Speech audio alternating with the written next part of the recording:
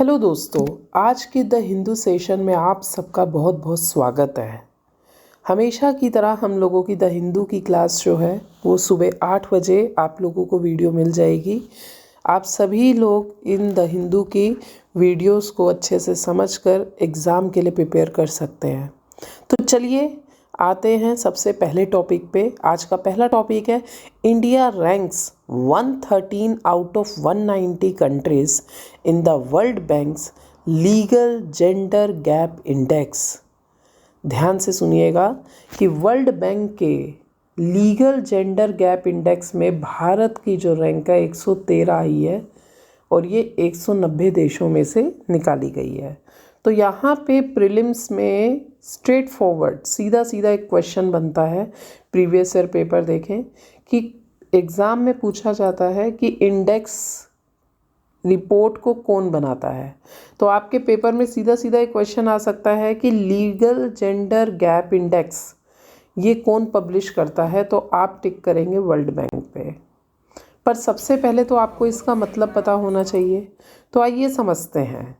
Legal gender gap index का मतलब है, जेंडर गैप मतलब महिला और पुरुष में क्या गैप है, मतलब महिलाएं और पुरुष में किन किन चीज़ों में असमानताएं हैं, वो इक्वल राइट्स एंजॉय क्यों नहीं कर पा रहे हैं या इक्वल राइट्स जो हैं एंजॉय कितना नहीं कर पा रहे हैं।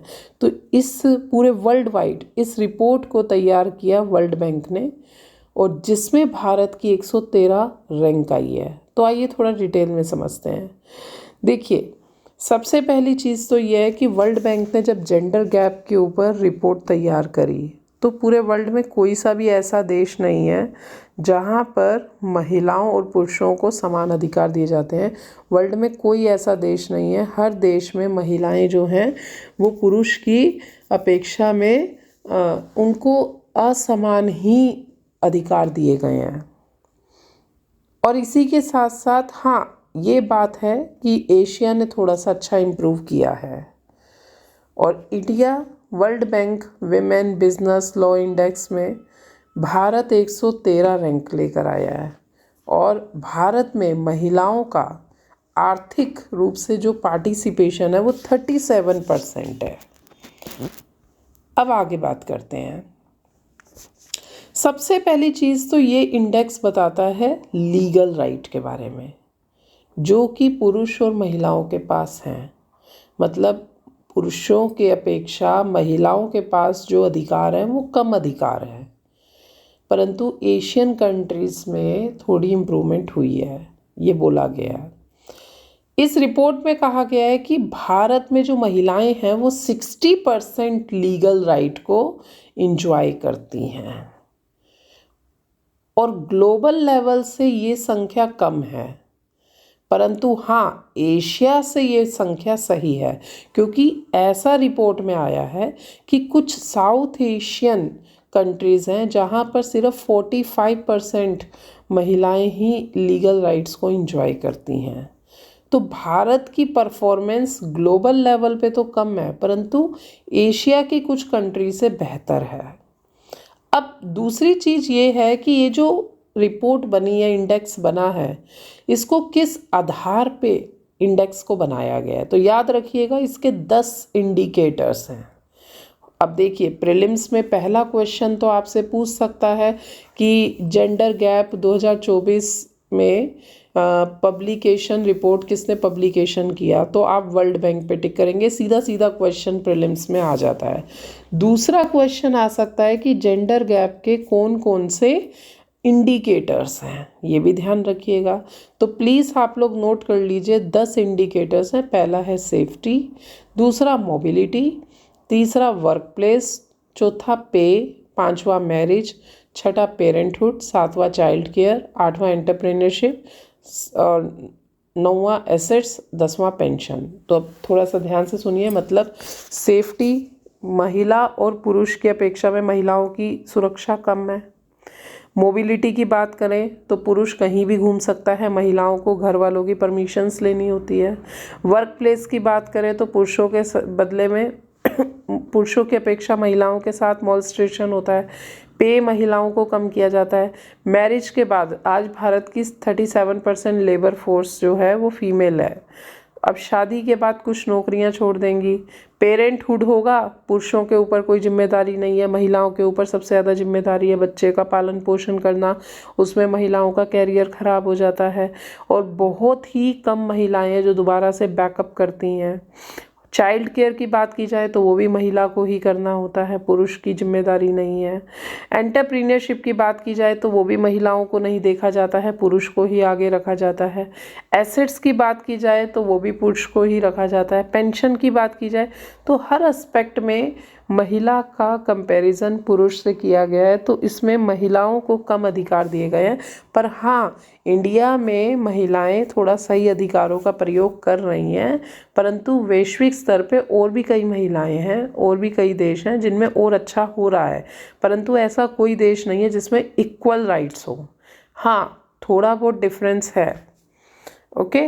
पर एक चीज़ और नोट करिएगा, सेफ्टी और चाइल्ड केयर ये नए इंडेक्स हैं, ओके। तो इस तरीके से आप अपने प्रॉपर नोट्स बनाइएगा। तो अब आपको ये चीज़ क्लियर हो गया है कि ग्लोबली 2-3 बातें नोट कर लीजिएगा कि पूरे ग्लोबल लेवल पे, पूरे वर्ल्ड में, पूरे विश्व में कोई भी ऐसी कंट्री नहीं है जो कि फुल स्कोर लिया हो। इसका मतलब ये है कि कोई भी वर्ल्ड में ऐसा देश नहीं है जहाँ पर महिलाएं पुरुषों के बराबर इक्वल राइट्स इंजॉय कर रही हैं।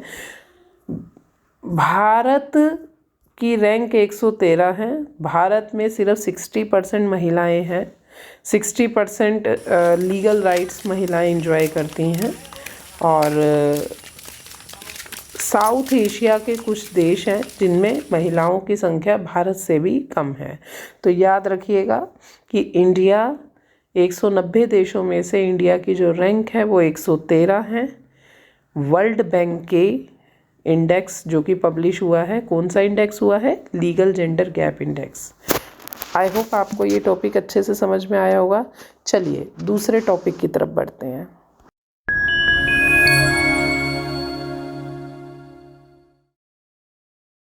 चलिए आइए समझते हैं दूसरे टॉपिक को। हमारा दूसरा टॉपिक है India amends FDI norms in space sector.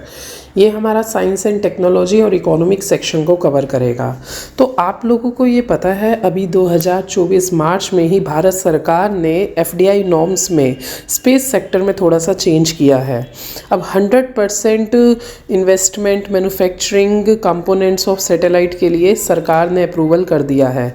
तो थोड़ा ध्यान से नोट करिएगा, सैटेलाइट मैन्युफैक्चरिंग और ऑपरेशन के लिए 74% FDI गवर्नमेंट अप्रूव कर चुकी है और 49% FDI लॉन्च व्हीकल्स में अप्रूव किया है। इसका मतलब ये है कि अगर लॉन्च व्हीकल्स हो रहे हैं तो उसमें कोई भी फॉरेन कंपनी इन्वेस्टमेंट करना चाहती है तो 49% तक का उनका शेयर इन्वेस्टमेंट का रह सकता है, और सैटेलाइट को बनाने के लिए 74% तक का रह सकता है।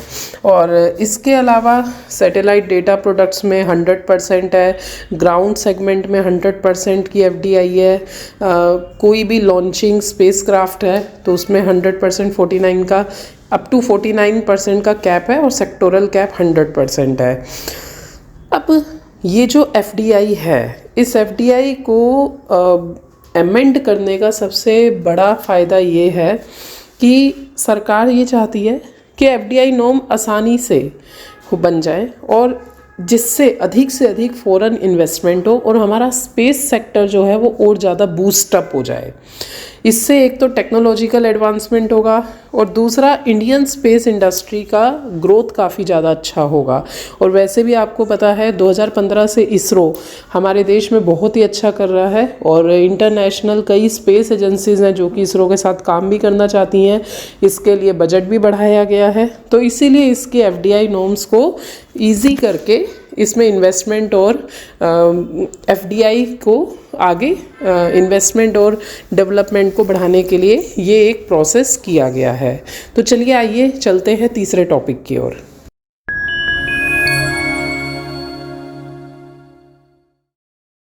तो आज हमारा तीसरा टॉपिक है इंटरनेशनल विमेंस डे। हर साल 8 मार्च को अंतर्राष्ट्रीय महिला दिवस के रूप में मनाया जाता है। इस दिन महिलाओं के आर्थिक, राजनीतिक और सामाजिक उपलब्धियों और कठिनाइयों को याद किया जाता है। यह दिन महिलाओं के अधिकारों के प्रति जागरूकता बढ़ाने और लैंगिक समानता को हासिल करने के बाद संघर्ष को याद करने का भी अवसर होता है। Thank you.